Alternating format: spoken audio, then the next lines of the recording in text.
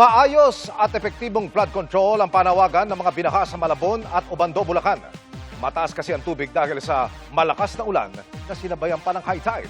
Mula po sa Obando, nakatutok live si Ian Cruz. Ian! Yes, Emil, hindi rin nakaligtas ang Kamanava at ang katabi nga nito na Obando, Bulacan sa hagupit ng habagat. Pero ayon sa mga residenteng ating nakausap, hindi kasing taas ng baha nung nakaraang taon ang naranasan nilang baha ngayon. At anila, may ibang lugar pa nga dito na flood-free. Maghapon ang malakas na bugso ng ulan sa Obando, Bulacan. Kaya ang ilang barangay gaya ng Pag-asa at Katanghalan, ilang araw ng baha dahil sa ulan na sinabayan pa ng high tide. Lampas gutter na tubig ang bumalot sa kalsada at mga bahay, mas malalim pa sa mga looban. Si Lilibet Sanchez, lubog ang bahay at tindahan. Mahirap anyang sitwasyon nilang walang ikalawang palapag ang bahay. Kaya umaasa silang magkaroon ng epektibong flood control projects nang maibsan ng baha sa kanila. Nananawagan po kami sa mga ng gobyerno, kung maaari po maituloy na po yung flood control. Kawawa po kami mga mahihirap na apektado talaga. Napalilibutan din ng baha ang simbahan ng Obando na dinarayo ng mga nananalangin mag-asawa para magkaanak. Hindi pa naman inabot ang mismong sahig ng simbahan. Bukas ang fiesta ni Santa Clara, isa sa 3 patron ng simbahan. Kung magkaka-fertility dance at prosesyon, depende sa panahon o kung may baha pa bukas. Maganda po ang panahon at hindi ganong maulan, siguro matuloy po ang prosesyon.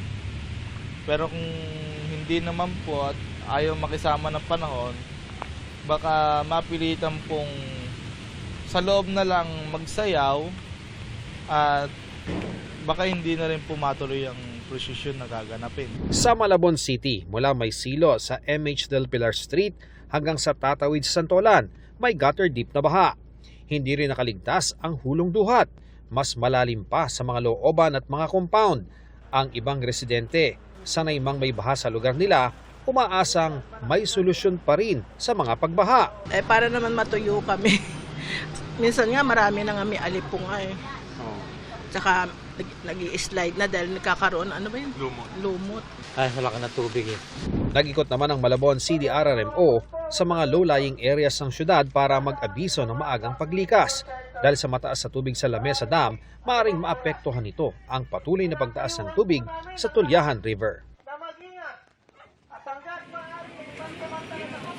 Emil, bandang hapon ay napansin nga natin na mabilis na kumati ang tubig sa main road ng bayan ng Obando. Pero dito sa kinaroroonan natin sa Barangay Panghulo sa San Lorenzo Street ay sinabi sa atin ng mga residente na mabagal nga yung pagkati. Ang MDRRMO naman ng Obando ay nag-aabiso sa mga residente na patuloy na maging alerto dahil nga sa pag-apaw ng Lamesa Dam na maaaring maglagay sa peligro doon sa mga nasa low-lying areas. Yan ang latest mula rito sa Obando, Bulacan. Balik sa iyo, Emil.